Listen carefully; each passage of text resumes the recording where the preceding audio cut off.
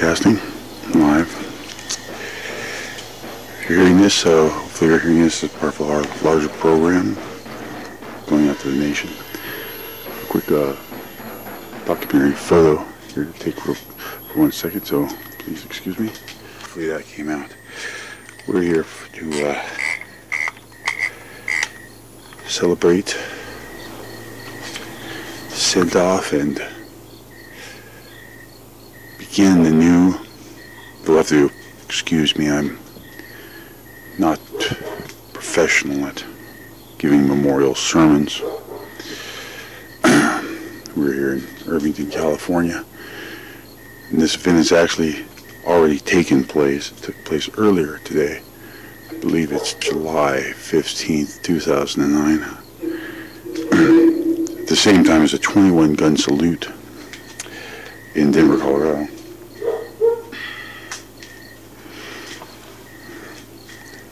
It already happened because people at that event may have thought in their minds that they, while they were listening to the 21-gun salute for, I believe it's Bill Mills, I'm not really sure, I don't really know if it matters. The King died, King Mills died earlier in San Francisco, and shortly after securing a room there, I began a hitchhiking odyssey across the country using some vacation time I'd accrued. I arrived in Denver. It's a night called Craig Mills, and it was probably rather late at night. I was under some kind of concrete freeway. Came immediately. Can't remember where we spent that night, possibly at his parents' house, but the next morning I just remember waking up in the most unique, impressive house I'd ever seen. Pink, aqua coloring, and pink spiral staircase. I remember. I just remember it just fascinated me. Like anything I'd ever seen. It was fantastic, completely fantastic. A day or so later, I'd met the King at Union Barbecue and had some of the finest steak I've ever had. And then got to ride in a speedboat. And if there's a lake up in heaven, I hope I see the King. I probably won't be far behind him. I don't think my time on this planet is much more longer than this time now. Maybe I can water ski better up there than I did in Denver. It was quite embarrassing for me.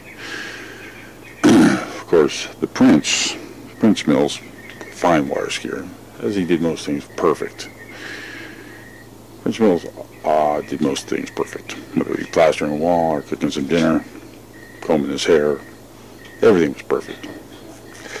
Except his relationships with women, which I shared the same Don Juan complex with him for a different reason. Because the Prince did everything perfect, and I did by the ceremony tonight.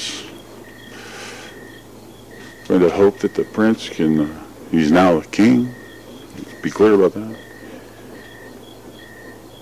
And I have to take some hard hits, hear some things that ain't been told before.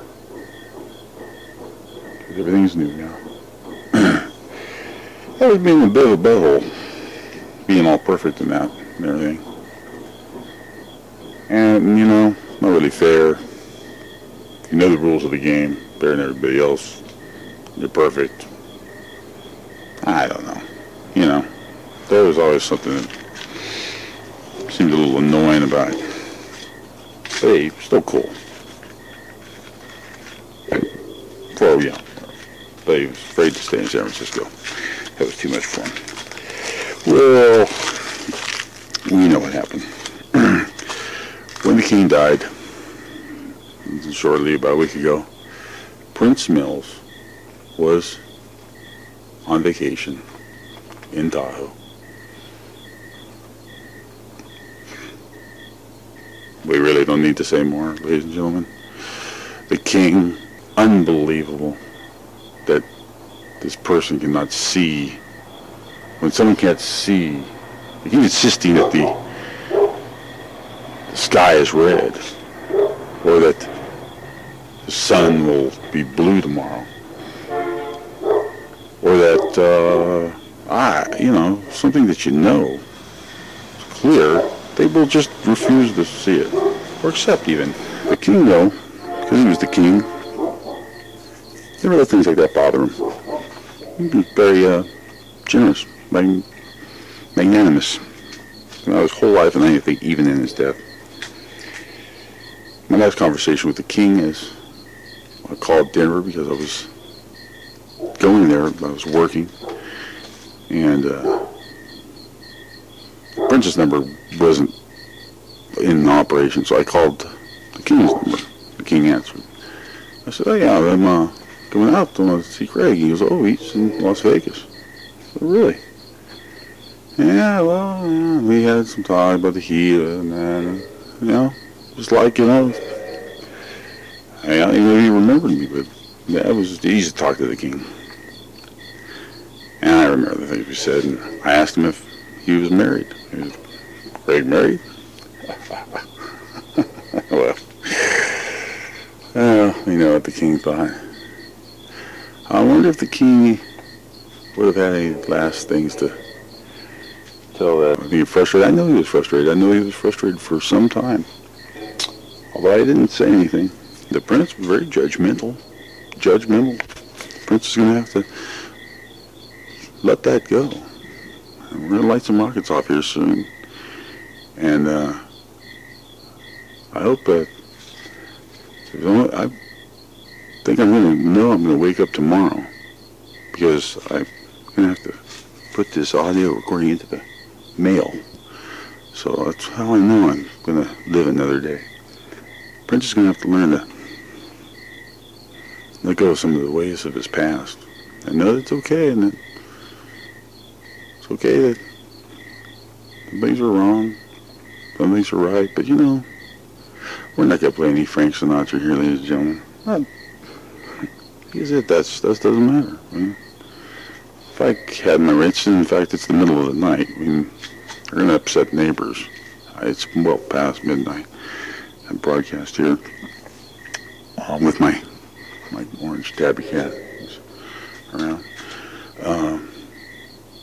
That doesn't matter. It doesn't really matter what I'm wearing. There's a blue light shining. I had some grape lights, tiki kind of lights, or patio lights, and I turned them off.